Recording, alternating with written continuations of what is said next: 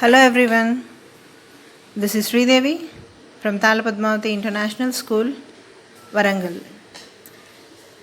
Today we are going to discuss the same topic from grade 8, Natural Resources and Wildlife Resources, part 2. In the first part, we heard about land, soil and water. We heard about their importance, domains, atmosphere, hydrosphere and lithosphere. Now let's go into the topic. Natural vegetation and wildlife exist along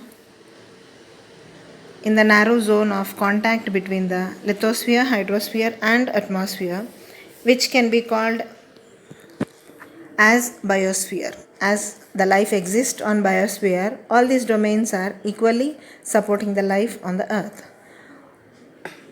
In all these domains, we find the living beings are interrelated and interdependent on each other for survival. So therefore, this life supporting system is known as ecosystem. Ecosystem is nothing but the biosphere where all together the domains form the life, that is living beings for survival, is bios or called as ecosystem. And now when we say about wildlife, we include animals, birds, insects as well as aquatic life also, because they give us many things like milk, meat, wool, etc. Insects like bees provide us honey. They help in pollination of flowers, and the birds feed on insects and act as decomposers as well. When we take vulture, due to its ability to feed on dead livestock, is a scavenger and considered as vital cleanser of the environment. So animals, big or small, all are integral to maintaining balance in the ecosystem. Now let's discuss about distribution of natural vegetation. It means the plants and greenery. The growth of vegetation depends primarily on temperature and moisture, because we need growth, good temperature with good rainfall and moisture. So the major types of vegetation on the world are grouped as forest, grasslands, shrubs and tundra. Tundra is nothing but the cold region, like area covered mostly with ice and snow, where the extreme part in the poles which we see, which is completely covered with ice and snow, where we find pine trees or oak trees, the tall and the highest trees in this region, which is called as tundra. And the forest, like wherever you find the weather water bodies, those are associated with forest areas, they are called as the tropical regions. You find huge and tall trees in these areas. So the forest in such regions like tropical evergreen forest, tropical deciduous forest, and as you know, they are very famous. So the tropical region is center of the earth. And now let us know about the temperate zone or the North Pole. Here we notice the size of the trees decreased due to weather conditions and due to the moisture. Because if you notice during winter season, because of no moisture, we will be using moisturizers or creams due to no moisture or a content of softness in our body. If you can find this, so it is clear to understand. Now let's know about the conservation of natural vegetation and wildlife. You know, all forest is our wealth, and they are very important in maintaining our ecosystem.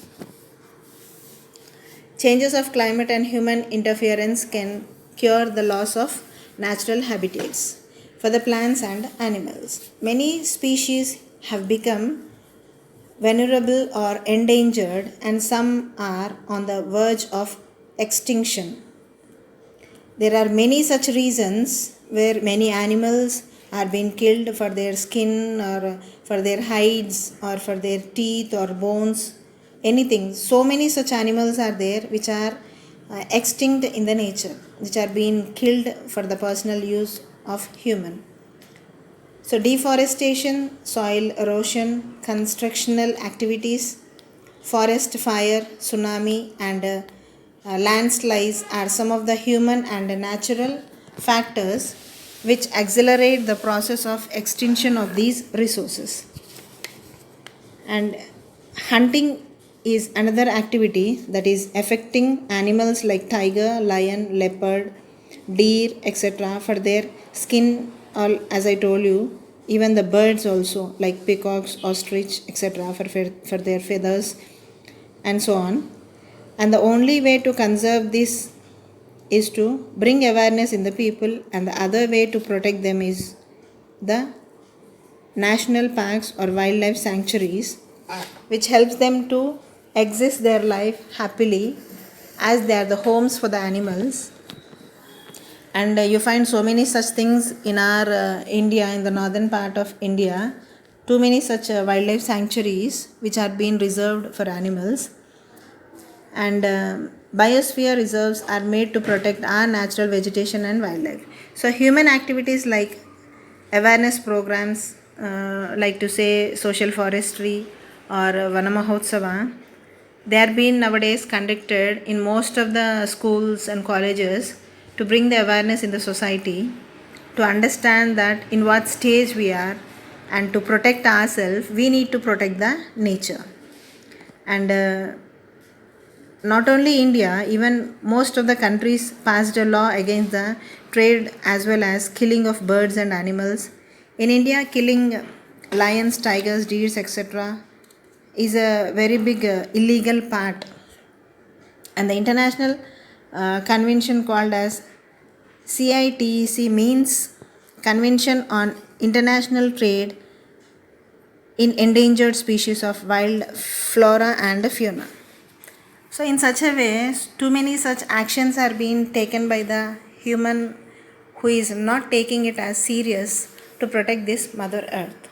It is a part of our responsibility to conserve the nature, to conserve the wild animals, to protect the wild animals, and support this nature where life is being depended on both nature and animals, as their life is been supporting the existence in their in the forest. So we are not supposed to cut the forest, we are not supposed to construct such type of huge building activities and many such things where we are taking a part of destructing these all natural resources. In the same way, even the weather is also taking a huge reaction in happenings or the disasters like earthquakes, tsunamis, even we can talk about landslides and many more such disasters which are completely spoiling the life of people on this earth. These all activities are due to the human reaction, where we are doing the deforestation, we are spoiling the we are cutting off trees and making the soil to erode, and with that the ability or the stability of plants getting spoiled. And due to over constructions, the water floods and all different destructions are being conducting. So all these are part of responsibility of human being to be serious and protect the nature in all the ways. Being a responsible person to protect these all activities, we need to plant more and more trees. As I told you, Vana Mahotsava, even in India, even in Telangana, a part of responsibility, most of the areas, Haritaharam is being planned to control these all. And even in most of forest areas, we observe forest fire also, which has been spoiling the whole life of animals, where they are in danger situations. And too many such things are there which are being spoiling the life of natural resources, animals, or even when these all are getting spoiled in one or the other way, that is directly or indirectly, even the effect of these all are also on the people, where we cannot survive so easily, because the existence is dependent on nature. If we need to get a pure air or whatever, is completely dependent on nature. Unless we protect nature and we keep the nature safe, we cannot survive so easily. So Too many such examples are there, too many such situations are there, even in whole India, which has been in a situation where too many such places to protect the animals, the government declared the wildlife sanctuaries, national parks. So many such areas are there which are been allotted specially for the animals to be protected. So that's all from this lesson: land, soil, water, natural resources, and wildlife resources. Thank you very much.